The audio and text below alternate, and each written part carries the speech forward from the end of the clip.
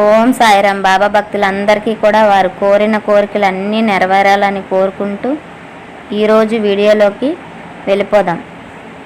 బాబాగారు పూర్వము 100 సంవత్సరాలకు ముందు షిరిడీలోని మానవ జన్మమెత్తి సుమారు 60 సంవత్సరాలు భూమి మీద నడయాడే ఎందరో భక్తులకు వారు కోరిన కోరికలన్నీ తీరుస్తూ వారు తలచిన రూపాల్లో దర్శనమిచ్చారు.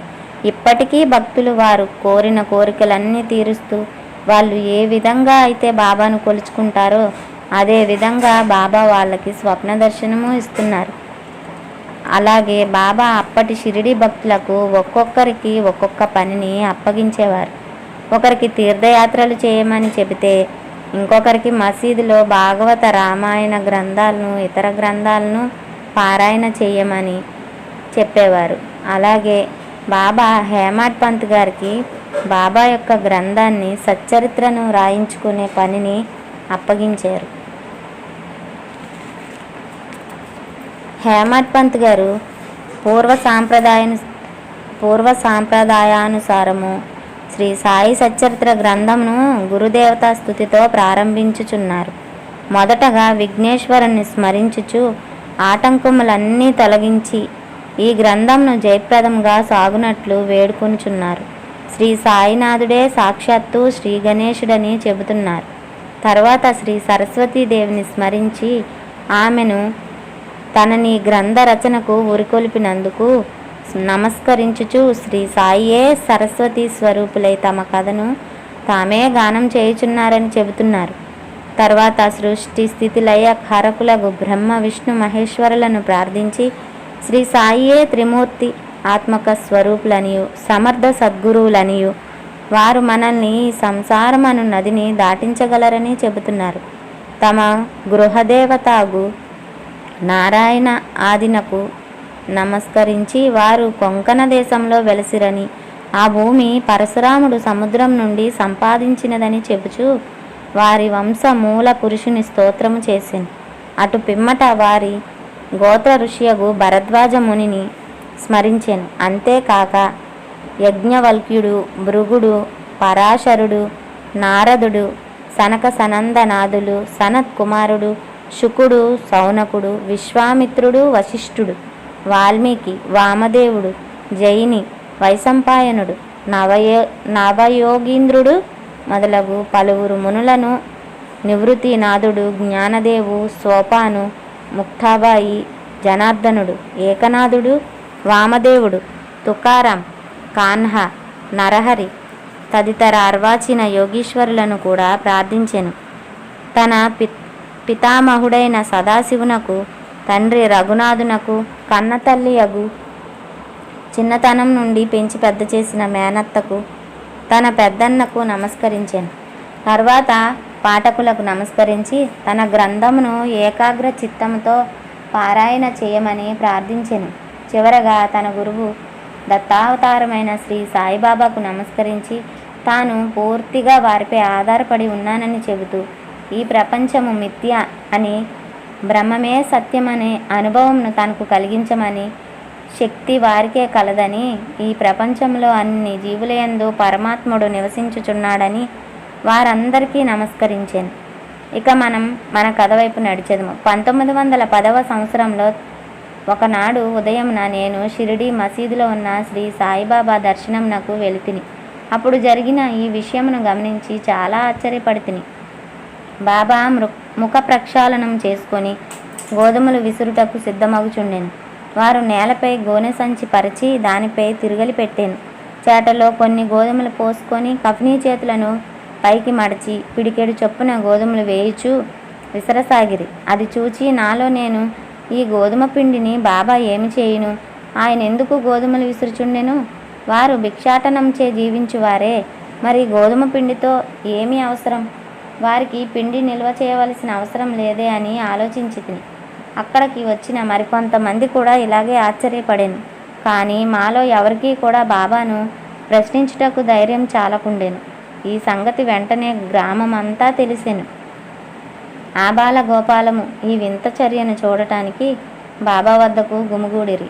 4 స్త్రీలు సాహసించి మసీదు మెట్లు ఎక్కి బాబాను పక్కకు జరిపి వారే విసురుట ప్రారంభించిరి. వారు తిరుగలిపిడిని చేత పట్టుకొని బాబా లీలల్ని పాడుతూ విసరటం మొదలుపెట్టారు. ఈ చర్యలను చూసి బాబాకు కోపం వచ్చెను. కానీ వారి ప్రేమకు భక్తికి బాబా సంతోషించి చిరునవ్వు నవ్వెను.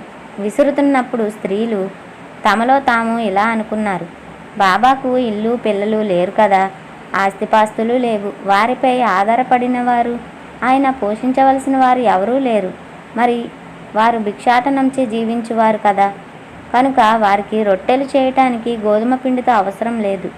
అలాంటి ఈ పరిస్థితుల్లో బాబా గోధుమ పిండితో ఏం పని? బాబా చాలా దయగల హృదయం అగుట వలన మనకి పిండిని పంచిపెట్టింది.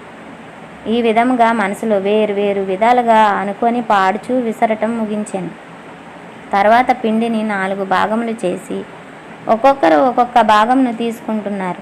అంతవరకు శాంతంగా గమనిస్తున్న బాబా లేచి కోపంతో వారిని తిట్టుచూ ఇలా అనెను, ఓ వనితలారా, మీకు పిచ్చి పట్టినదా ఏమి? ఎవరబ్బ సొమ్ము అనుకొని లూటీ చేయుచుంటిరి? మీ వద్ద నుండి గోధుమలు వాడుకుంటున్నా ఏమి? ఏ కారణం చేత పిండిని తీసుకుపోవటానికి ప్రయత్నిస్తున్నారు? సరే, ఇలా చెయ్యండి.